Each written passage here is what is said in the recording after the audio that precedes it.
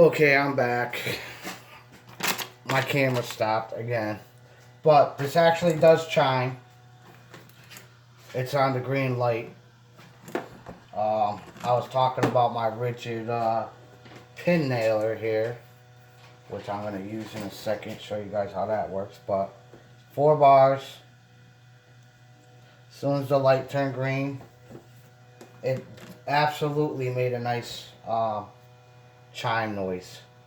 Let me see if I could get it to do it again. Actually, you know what I'll do? I'll plug this one on there because I just used this.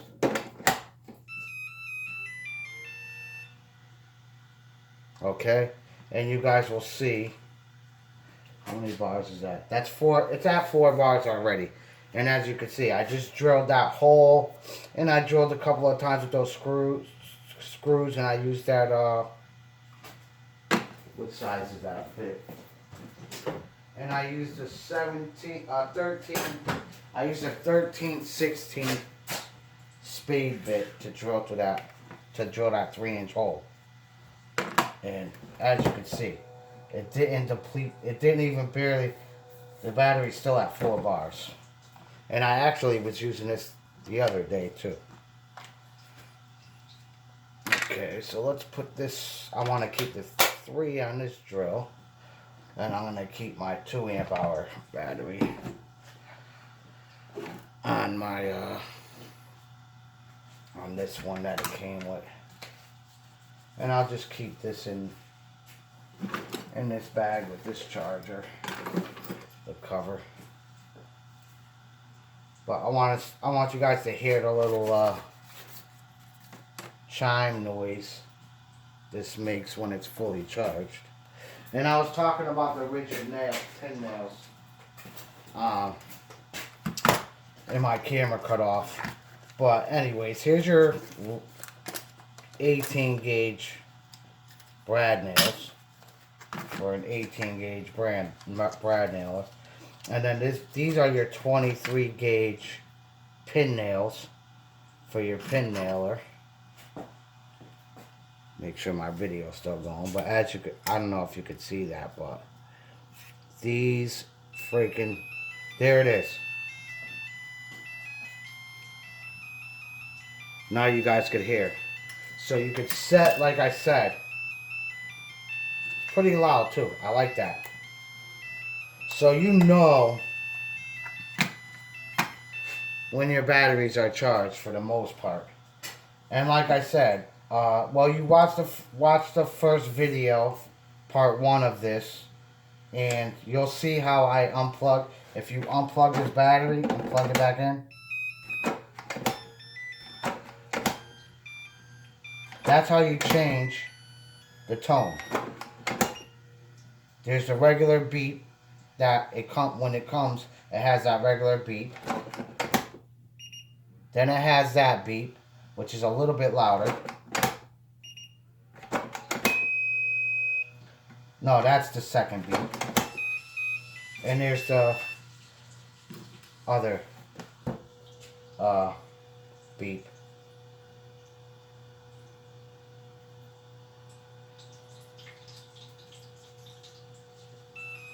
As you see, it's a fully charged battery. So when your battery is fully charged and the green light comes on, it's going to do that melody. Which I like that one the best.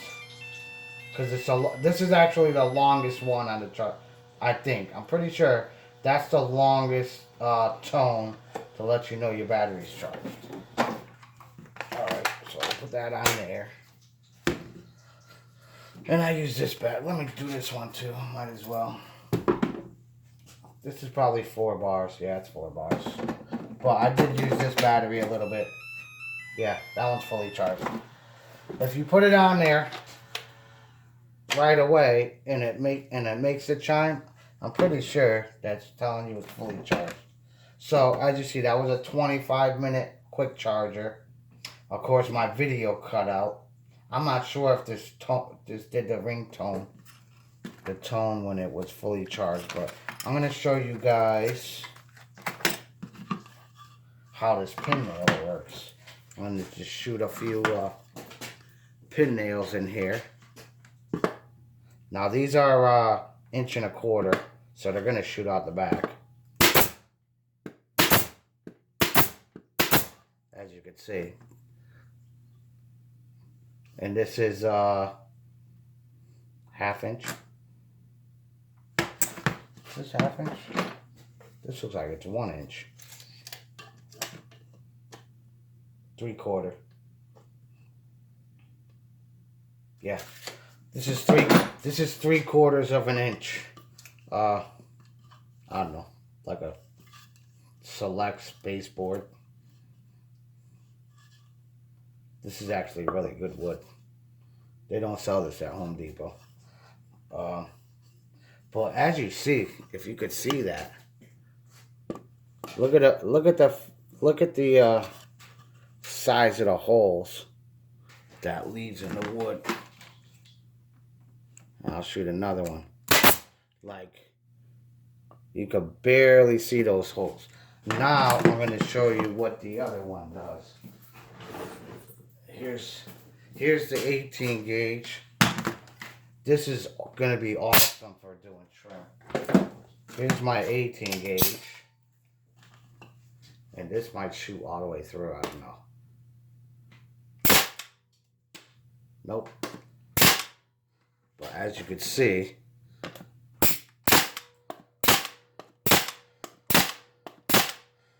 look at the size of the holes in that wood now.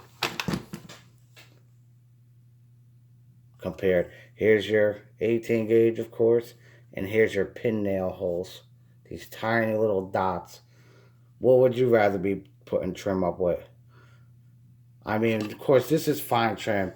These are 2-inch nails, Brad, 18 gauge. And look at the blowout on these. I mean, you can see the blowout of the nails on here. And you can see all the different heights of the nails there. As you can see. Of course, these are, like I said, these are 2-inch 18 gauge compared to 1.25 inch pin nails. And you can see these still got a good 1/2 inch of grab here. So if you're nailing door trim on or something like that, you know what I mean? You're still going to get a pretty good grab because door casing's not even 3/4 of an inch thick. So you're going to get a little bit more grab than what this sticks out here, how much that sticks out there. So that'll actually hold your door casings on. I don't know if it's going to hold baseboard on that great with these little pin nails, but you know, for a little trim work and stuff like that, or if you have a piece like this, because that's what this was. This was actually a piece of baseboard, and then you have another piece of trim. I'll show you.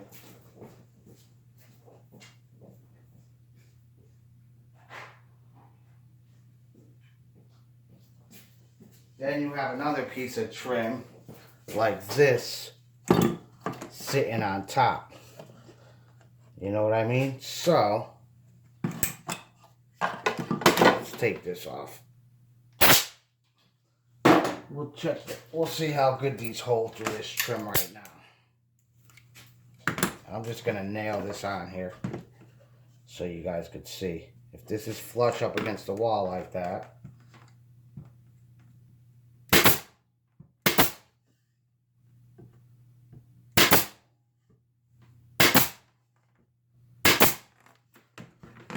pretty good.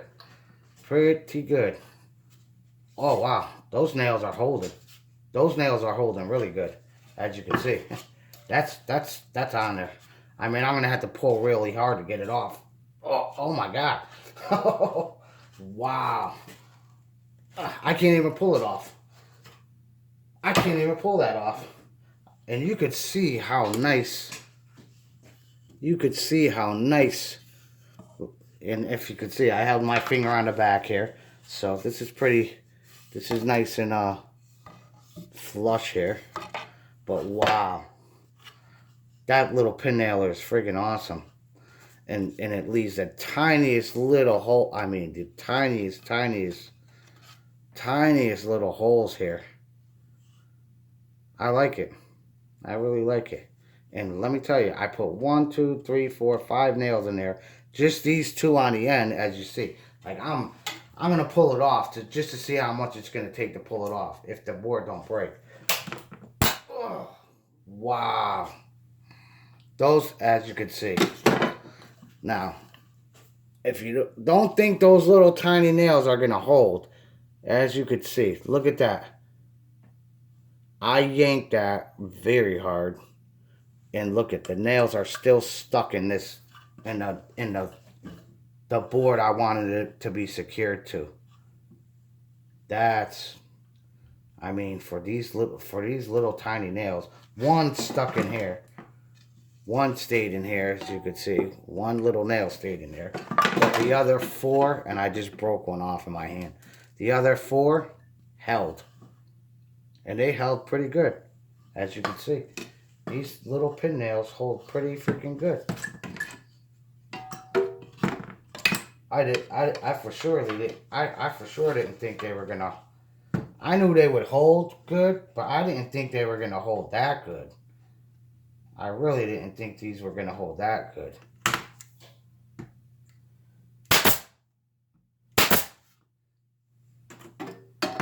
I really didn't.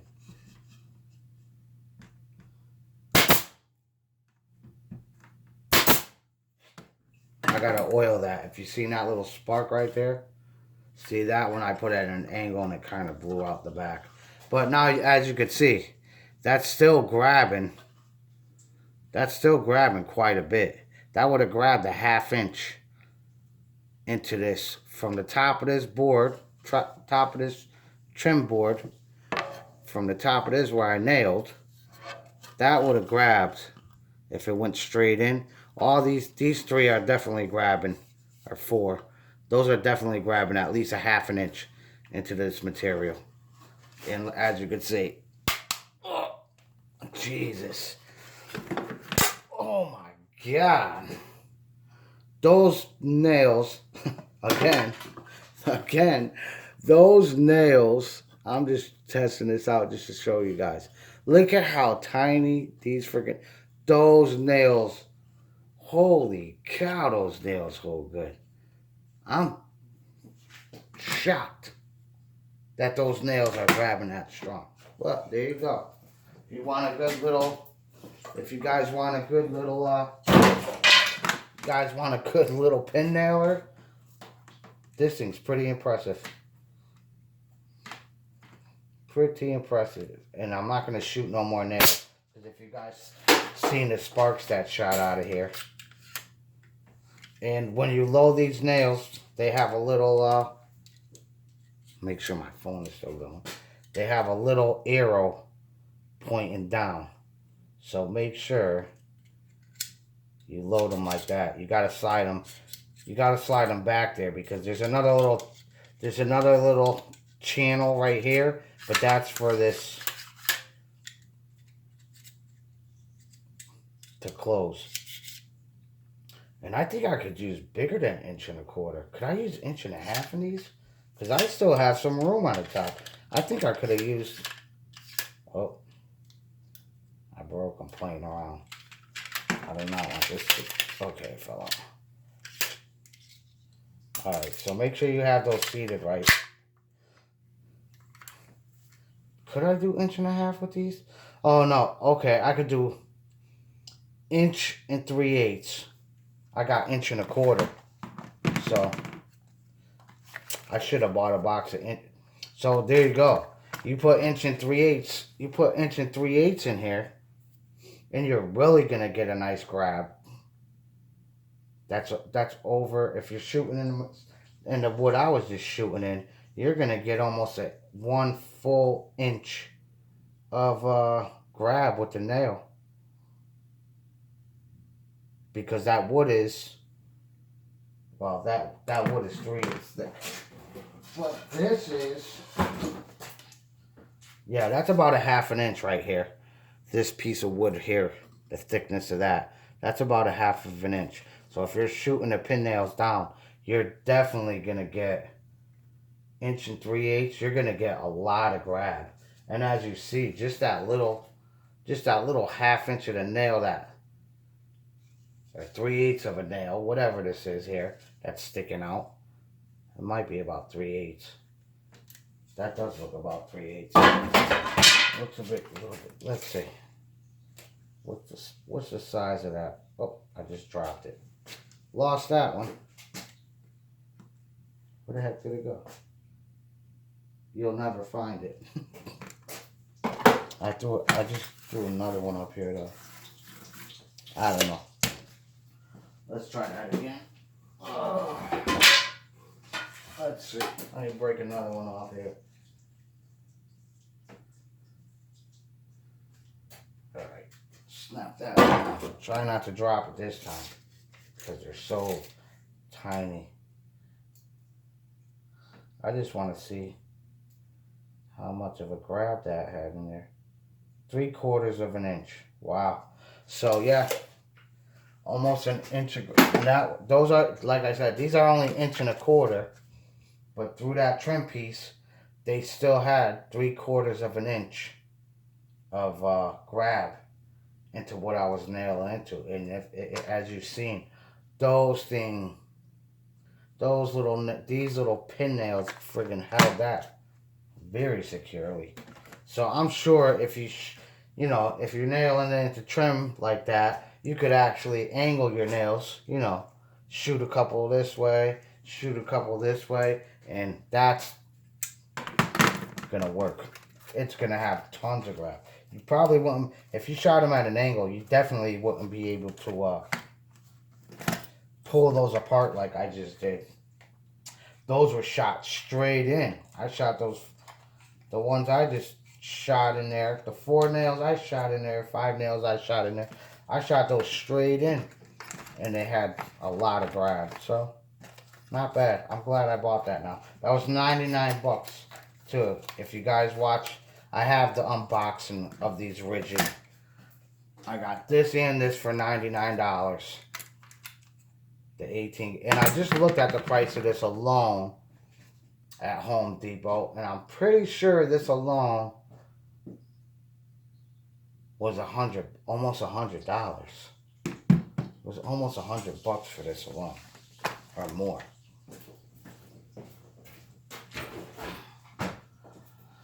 All right, but that's that, guys. So this is gonna be part 2 of my Makita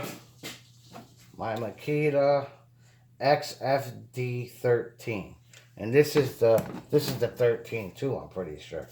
Yeah, this is the XDT13. So these are actually basically the set right here.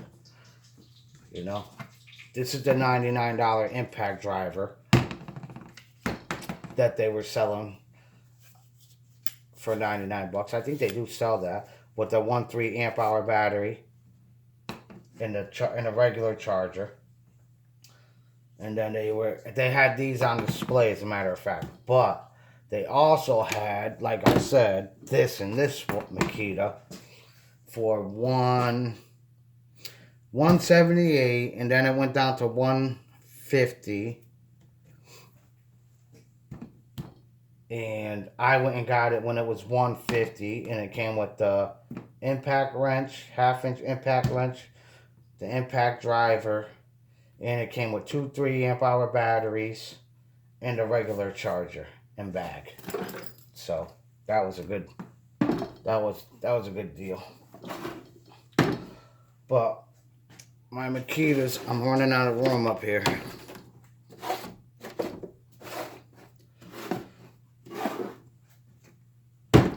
Definitely running out of room. As you can see, get my phone off of here. Come on. Why isn't this moving? Oh, there we go. There we go. But as you can see, my Makita drills now. Now I have the 12 volt and the 18 volt. I have the 12 volt impact and two 18 volt impacts. And the 3/8 impact wrench and a 1/2 inch impact wrench. One's a of course the 3/8 is a 12 volt brushed. These are brushed. All these, this, and this are brushed. All these four are all brushless. But that's the Makita ones I got now. I'm building up my Makita collection little by little. So I got 7 of them all together, which I think that's enough for those. Because the next thing I want to get the Makita 18 volt reciprocating saw. I want to get the 12 volt little reciprocating saw. I want to get the Makita, of course, the big reciprocating saw with a couple of 4 and 6 amp hour batteries. And the circular saw. I'm going to get the Makita circular saw eventually. I actually seen it today. For $159, they had it on a clearance table. So I'm going to see if it's there in the next couple of days. After I finish up my next job and do what I got to do, and I make an extra couple $100, I think I'm going to go pick up that Makita circular saw I seen today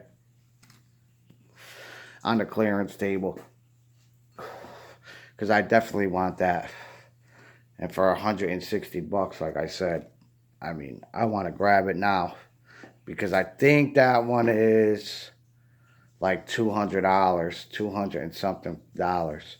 So I'll go back to Home Depot within the next couple of days. We're supposed to be getting a big snowstorm here real soon. I think it might start snowing today. I'm not sure, but that's the unboxing, like I said, of the Makita drill. So I'll be using this a lot now. I'll start using this on all my jobs. Now I have a Craftsman brushless one. I have the rigid brushed X4 drill driver. I have a Porter cable here. I have the Porter cable 20 volt brushed one. I have a Black & Decker one. And yes, guys, that's a Porter cable battery on my Black & Decker. And if I never, let me set this camera up right here for a minute. I'll show you guys what I did to make this work. You could do the same thing with Black & Decker batteries to Porter cable. Okay, you have two little notches. You have a notch right here, and you have my notch right there. I made that notch because the only difference on Porter cable and Black & Decker is the notch on the battery is on one side, and the notch on Porter cable notch is on the right side, and Black & Decker is on the left side. Okay, so if you just notch that little piece out, then all your Porter cable, all the same cells, everything, they'll work. As you can see, Porter cable battery, Black & Decker drill. This, and that's why I actually did that, because if you see, I actually notched this out. Because for some reason, I don't know, I've had that Black & Decker for 2 or 3 years now. Because I like that little Black & Decker drill. I don't care what anybody says. When I'm doing little stuff, you know what I mean? And I don't want a real powerful drill that's going to strip out or overdrive screws, believe it or not, I use that Porter cable. Or when I'm trying to drill something and I want to go slow in a nice, steady, straight line, I use that, I mean, Black & Decker, I said Porter cable. I use that Black & Decker. You know what I mean? Because it's a lot, as you can hear. This is a lot slower. and a lot less power. But like I said, power tools, I like them all. Drills, drivers, I like them all. I use them all. I like them all and use them all. I have some I keep not like here in my little shop that I use here and there, and then all my other ones like my Makitas, my DeWalt's, my Rigids, my Craftsman brushless, which are in the apartment I'm working on. I use all those heavy, like heavy on my jobs. All them brands. Craftsman brushless, Makita brushless. I got the rigid brushed ones, like I said, and these I've used all day, as you can tell. I mean, these things are, you can see them. You can see the Porter cable there. These things are well broken in, guys. And I've used these heavy on jobs. Heavy. As you can tell, they're all beat up. These Porter cables. And not a problem. As you can see, this thing's got plenty to go before it breaks down. And that's about, those are about 2 or 3 years old, maybe. I'm going to say at least 2 years. When I first got those Porter cables, in the first year I got those Porter cables, before I bought my Craftsman brushless, and I had my rigid set, and I had these Porter cable sets, and I used and abused my Porter cables to beyond the max. I'm telling you, I used those beyond the max, and they've been really good to me. I mean, they do got a lot of power. That Porter cable, believe it or not, they're not even brushless, but got those at Lowe's, like I said, for quite a while ago, and I've used those like every single day. When I got those, I used those for like a year every single day, and really put them through a lot. I put those drills through a lot. I had those outside in the rain one day. I was doing fencing. I was putting up stockade fencing and screwing 3-inch deck screws into to build the fence and put the fence together. And I had that outside. I had this Porter cable outside in the rain. We were working, me and my buddy, and he actually had the older Porter cable one without this rubber on the front, the older one, and he was using his Porter cable outside in the rain. We were both going to town. We put up about 70-something feet of stockade fencing with our 2 Porter cables. Yep. So, those have been good to me. But I'm going to end this video now. Like, subscribe. And, I'll get back to you guys, like I said, on all these other Makitas. A year later, just like a couple of years later, I just started making YouTube videos. But a couple of years later, I'll show you tools that I've actually used heavy. Because I'm going to use this heavy. I'm going to use all of these heavy. I mean, I've used this since I've had it brand new. And it goes. But I'm going to end my video because I don't want to make 3 videos. And I'm almost at my 30-minute mark. But like, subscribe. And I'll have tons and tons of videos on home improvement and tools I buy and use. And you guys can watch them all on YouTube. Thanks for watching.